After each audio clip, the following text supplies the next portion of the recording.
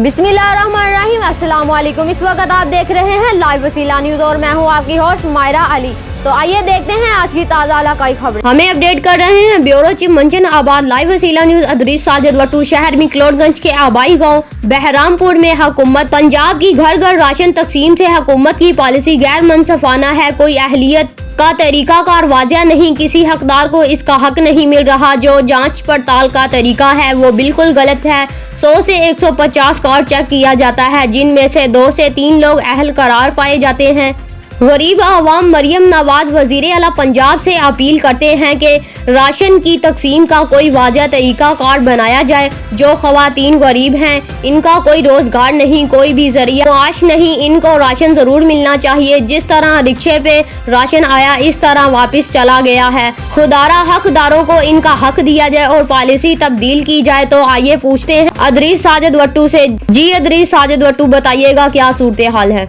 अच्छा माँ जी, तुसी ये दसो कि ਤੁਹਾਡੇ ਕੋਲੇ हुकूमत पंजाब दी ਵੱਲੋਂ ਜਿਹੜਾ गवर्नमेंट ने राशन भेजा है ये पहुंचा है? कोई शय कोई नहीं पहुंची। असी गरीब हैं, कोई कारोबार नहीं, असी वेले तुसी आदे कार्ड चेक करवाए ने? करवाए खेती बारी करवाई खड़े, कोई शय भी नहीं। अच्छा, तुसी हुकूमत पाकिस्तान और पंजाब हुकूमत वजीर आला पंजाब मरियम नवाज नाल की अपील करदे हो? ਅਸੀਂ ਉਹ ਆਨੇ ਵੀ ਗਰੀਬ ਬੰਦੇ ਵਸੀਲਾ ਹੈ, ਕੋਈ ਨਹੀਂ ਵੀ ਸਾਨੂੰ ਵੀ ਆਦਾ ਕੋਈ ਸ਼ੈ ਦੇਵਣ। ਹਰ ਕੋਈ ਜੋ ਲੈਂਦਾ ਪਿਆ ਸਾਡੇ ਵਾਸਤੇ, ਕੋਈ ਨਹੀਂ ਗਰੀਬਾਂ ਵਾਸਤੇ। ਜਿਨ੍ਹਾਂ ਨੂੰ ਇਹ ਆਟਾ ਮਿਲਿਆ ਹੈ, ਕੋਈ 2-4 ਲੋਕਾਂ ਨੂੰ, ਇਹ ਹੱਕਦਾਰ ਸੀ? ਉਹ ਹੱਕਦਾਰ ਨਹੀਂ ਆ, ਅਸੀਂ ਗਰੀਬ ਹੱਕਦਾਰ ਹੈ। ਕਿੰਨੇ ਲੋਕਾਂ ਦੇ ਕਾਰਡ ਚੈੱਕ ਹੋਏ ਨੇ ਇੱਥੇ? ਇੱਥੇ 150-200 ਹੋਇਆ ਅੱਜ ਕਾਰਡ। ਤੇ ਆਟਾ के राशन कितने लोगों को मिला है? 2 ਨੂੰ।